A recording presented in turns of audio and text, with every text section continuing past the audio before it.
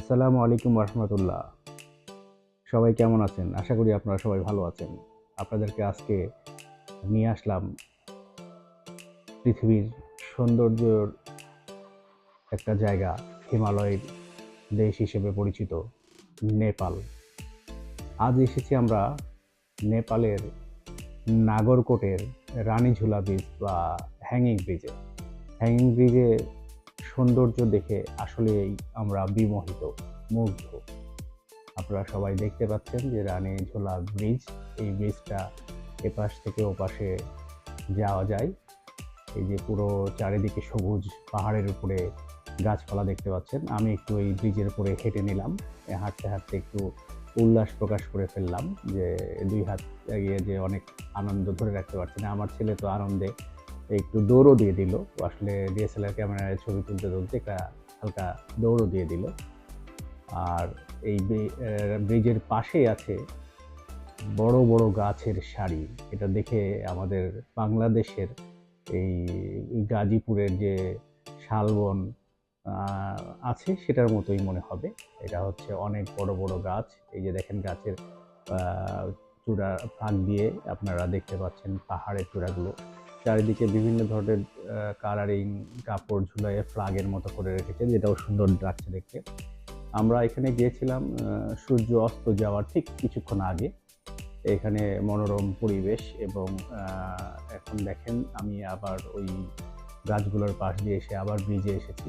ব্রিজে এসে selfie camera দিয়ে আপনাদেরকে এই ব্রিজের চারপাশের সৌন্দর্য দেখানোর চেষ্টা করছি। সবচেয়ে অবাক এবং মজার ব্যাপার হচ্ছে, আমরা সাধারণত এই ধরনের যে বেইলি ব্রিজগুলো বা ঝুলন্ত ব্রিজগুলো দেখি, সেগুলো সাধারণত দড়ি দিয়ে বা কাঠ দিয়ে তৈরি হয়। কিন্তু এখানে এসে দেখলাম এই ব্রিজটা ইস্পাতের মতো জিনিস দিয়ে তৈরি।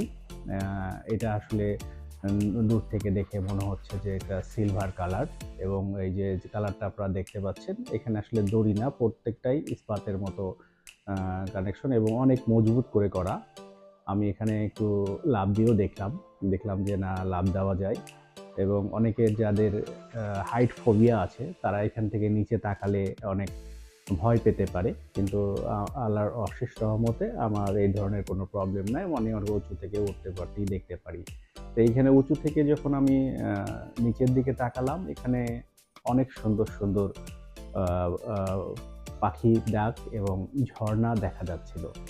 আমি আবার মাঝখানে আবারও একটু ব্রিজের মধ্যে উল্লাস করে নিলাম। আপনারা আবার চারপাশে দেখতে পাচ্ছেন চারিদিকে সবুজ।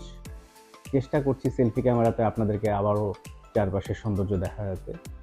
এখানে অনেক মানুষ আসে ঘুরতে। এখন মানুষের পরিমাণ কিছুটা কম, কারণ আমরা শেষ বেলায় সূর্য অস্ত যাওয়ার ঠিক আগ মুহূর্তে এসেছি।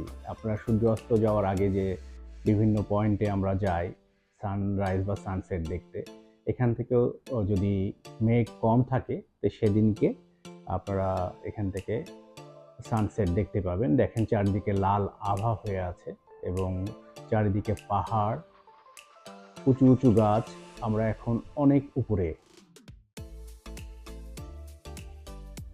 আশা করি আজকের এই রানীঝুলা ব্রিজ, নেপালের নাগরকোটের এই সৌন্দর্য আপনাদেরকে মুগ্ধ করলো।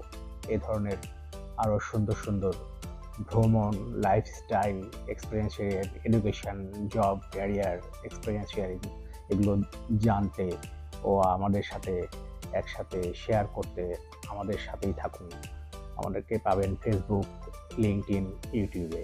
আপনারা এখন পর্যন্ত পাবেন ফিরোজ 360 নামে, ফিরোজ FIROZ 360 ও ফিরোজ ডিজিটাল একাডেমি নামে।